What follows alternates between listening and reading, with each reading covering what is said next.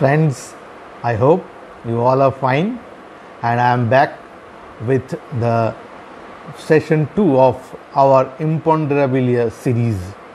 I am overwhelmed with your love and affection to the first session, so I hope you will continue the same in the second session too. So, without delay, I am going to discuss today about the therapeutic part of Imponderabilia medicine. So, let's start with the efficacy of this Imponderabilia medicine in therapeutic field. Before going to different individual Imponderabilia medicine discussion, we must know the general efficacies of these medicines. So, first of all, they are the fastest missile as direct energy available.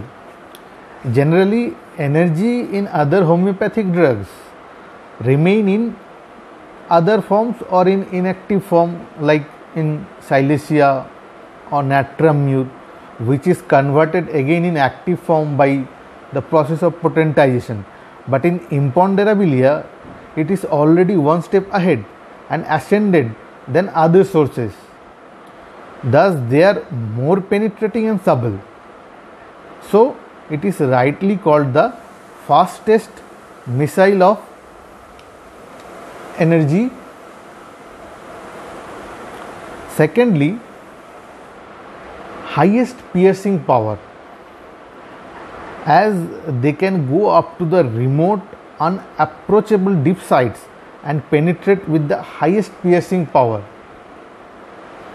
Then it is very important thing is that when nosodes or well selected remedy fails or their progress is restricted, like in a treatment of a chronic disease, we are prescribing and our selected remedy, after acting to some extent, the case becomes standstill, or even there is the indication of that medicine and we are prescribing that, but the medicine is not giving us the desired result.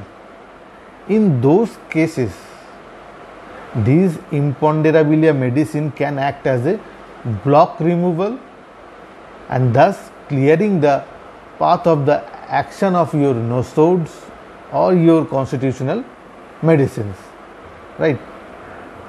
Then in certain disease condition, even it is mentioned in Organ of Medicine by our masters Dr. Christian Friedrich Samuel Hahnemann, and the medicines are effective in rheumatoid disorders, skin diseases, deep ulcers, damage to internal tissues, mental diseases, different types of pain and inflammation. In this regarding, these Imponderabilia medicines prove their efficacy beyond doubt. Friends, in spite of all these efficacies, when I started my survey for the efficacy of therapeutic field in these Imponderabilia medicines, with my utter surprise, I found a big no from different corners. They are saying like, no, I didn't use.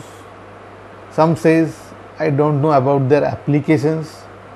Some says that I have a genuine doubt regarding their efficacies. So, seeing all these things, I started to introspect these drugs. As we know, to deal with the acute or chronic cases, we must have understanding of the underlying or predominating miasmatic condition of that drug. So, analyzing the symptomatology of these drugs, what we found that the following chart will give you an idea about the underlying or predominating or influencing miasm of these Imponderabilia medicines. So, I am giving you an overview of the miasmatic analysis of Imponderabilia medicines. So, you can see the medicines like Luna is a antisoric. So it is the influencing or predominating miasm of Luna is antisodic. In case of electricity, both atmospheric and artificial, the miasmatic background is antisodic. Then Magnetis Poli Ambo is antisodic also. Magnetis Polus Arcticus antisodic. Magnetis Polus Australis is antisyphilitic. Similarly, the Magnetis Artificialis, depending upon the conditions of whether it is from the whole magnet or North Pole or the South Pole, the miasmatic condition differs. In case of radium bromide, it is the mixed miasmatic. X-ray is to a mixed miasmatic condition.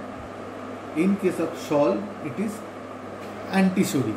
So if you analysis the symptomatology of these drugs, so we can conclude that these are the miasmatic influence of the imponderabilia medicines. After having the miasmatic knowledge, let's discuss the medicines one after another in nutshell about their therapeutic use. So first of all, we will discuss about the medicine Luna, which is prepared from the full moon's rays. Friends, when we study the medicine Luna, we must know about the lunar effects on our health. So it may affect our physical aspect, like if we observe that different joint pains are increases during full moon, even few things and health conditions are decreases during new moon or full moon. While we are studying mental aspects, there are different suicidal tendencies, emotional setbacks we observe with the moonlight. And in different phases like of moon, full moon, there are aggravation and certain disease condition which gets worse during these phases in full moon or in new moon, with the increasing moon and even during the waning of the moon. So if we observe that generally eczematous conditions which is increased with each waning and was its maximum intensity in new moon. Scabies and worm affections are aggravation at full moon. Nervous affections, especially subject to psychosis, are frequently influenced by moon. Even excessive edema of face, necks and hands with pain have been observed to change with the phases of moon. So in this regard, Golan of Weimar have mentioned a remarkable case of somnambulism from Circle Medical.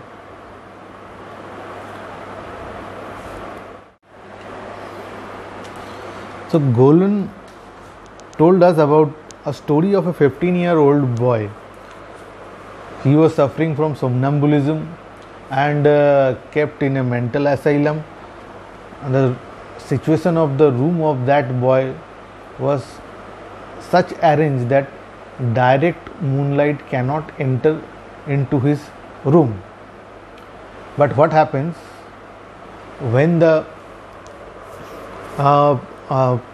moon starting its effect, the effect of somnambulism was so intense that the boy went out from his bed. Then he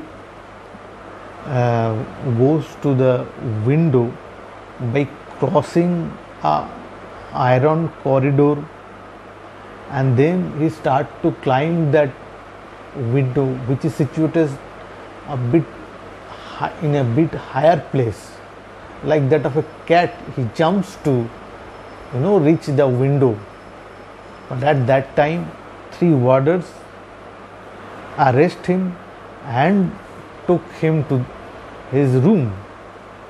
But until the moon sets in, he was still awake and agile.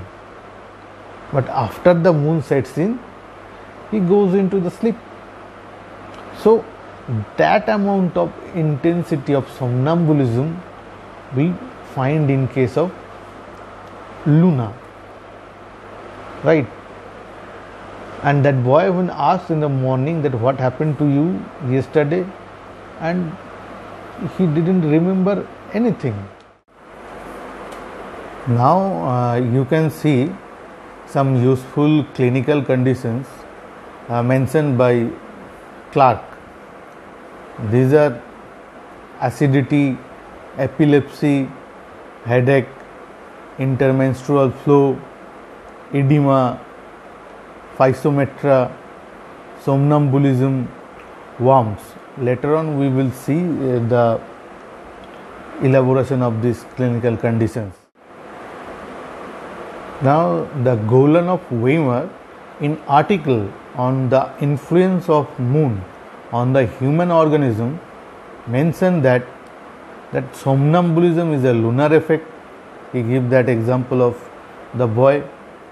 Warm affections more troublesome in full moon. Goiter diminishes more or less during the waning moon. Now he mentioned a treatment called spongia lunar treatment in goiter. What happens there?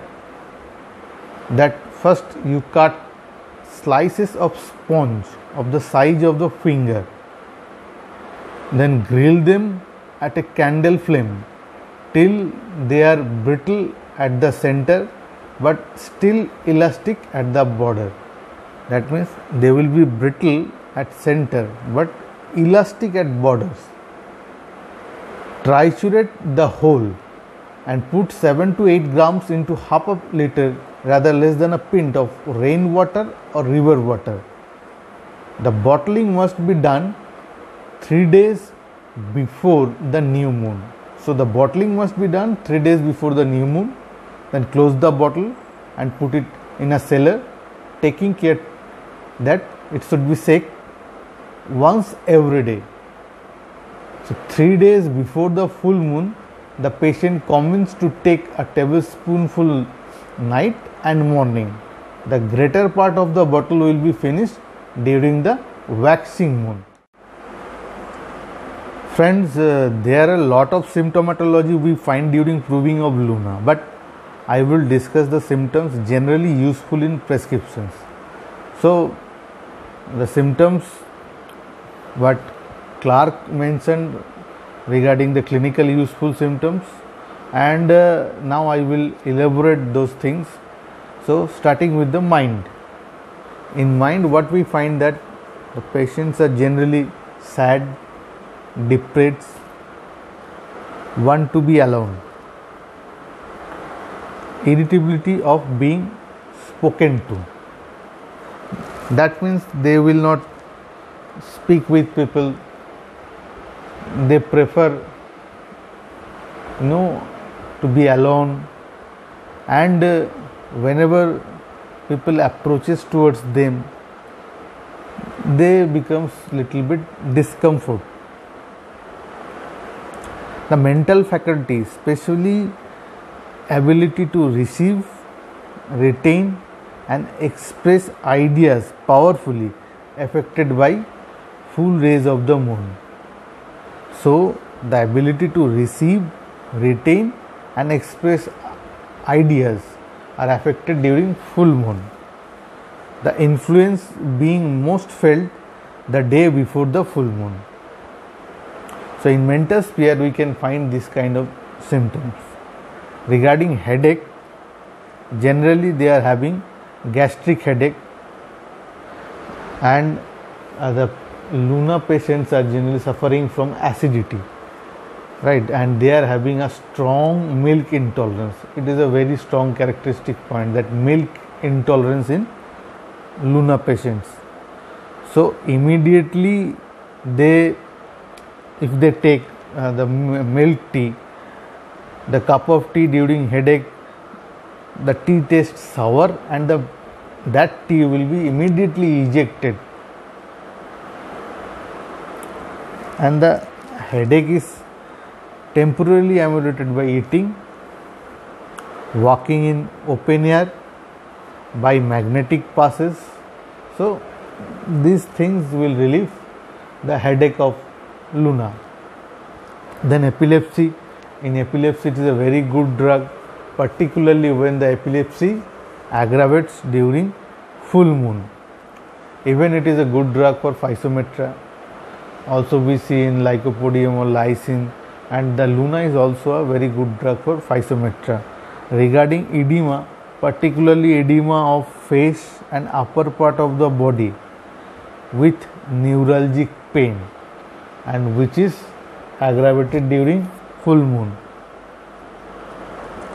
So acidity, I told you that there is the strong intolerance of milk, and the milk is immediately ejected when taken in any form, that is with tea or directly the milk. Then it is also useful in case of intermenstrual flow disorders. Particularly there are lunar effects with this menstrual problems, and if you go through the H.C. Allen's Mathemedica book, there in the chapter of sulfur he quoted Dr. Lippi, where Dr. Lippi prescribed in menorrhagia, where the woman is suffering from her last miscarriage, a single dose in new moon. So I told you that generally when these well selected medicine fails or their progress restricted, we use Luna. So in these cases we may use Luna like that also. And if we see that during the proving, Dr. Swan proved the drug 1M on a lady physician called name as Dr. SJW. The prover was menstruating at that time of proving. So repeated doses given for 2 days, and the effects lasted for 4 weeks. The majority of symptoms observed in the generative sphere, the head and lower limb. What we find that the pains are amelioration in open air, cold application, by eructation, and by passing flatus from vagina, that is the physometra, and it is aggravated during sleep and aggravation from milk. Now if we compare the relationship of this medicine, so there is Ethuja and Maccar who are related strongly with the aggravation from milk. The medicine having relation with moon phases also comes under this, like aggravation at new moon. We will find alumina, ammon carb, bufo, calcarea carb, causticum, clematis, cuprum, daphne, lycopodium, sabadilla, sepia, silesia. Similarly, aggravation at full moon, we will find alumina, calcarea, graphitis, calinitricum, natrum carb, sabadilla, sepia, silesia, spongia, sulfur, teucrium, etc. Aggravation during increasing moon, there is arnica and clematis. Aggravation during waning moon, there is dulcamra and thuja. So these medicines comes under the relationship of Luna. Friends, it was the second session of our Imponderabilia series, where we discuss about the therapeutic efficacies and the therapeutic portion of Luna. In session 3, we will bring the repertorial angle and case discussion on Luna. So please like, comment and share this video, and please subscribe my channel for more videos and notification. Till then, Stay healthy, stay safe. Thank you.